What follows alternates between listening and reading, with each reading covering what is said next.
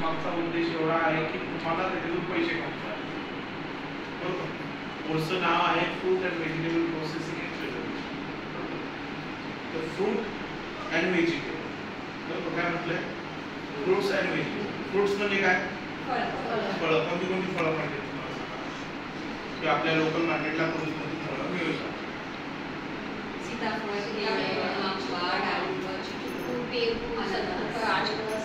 ही सगळी फळं आपल्या मार्केटला मिळतात. व्हेजिटेबल म्हणजे भाज्या. कोणत्या कोणत्या भाज्या मिळतात? फळभाज्या मिळतात.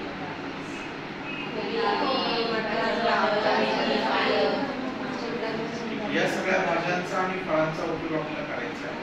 त्याच्यावरती काय करायचे? प्रोसेसिंग करायची. प्रोसेसिंग म्हणजे काय? प्रक्रिया. आणि प्रिझर्वेशन म्हणजे काय? साठवण. बरोबर. कोणती गोष्ट साठवायची असेल तर त्याच्यावरती प्रक्रिया करायची.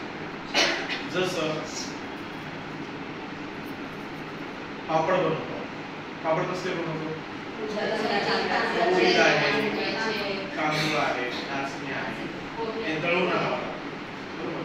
त्यात काय तुम्ही मिक्स करणार गोष्टी. ही झाली प्रक्रिया. प्रक्रिया करून काय तयार झाला? पापड. तर तो साठवायचा. त्यासाठी काय करायला लागणार? तो सुकवावा. सुकवलेला पापड आणि त्यातून झालेलं तयार प्रोडक्ट म्हणणार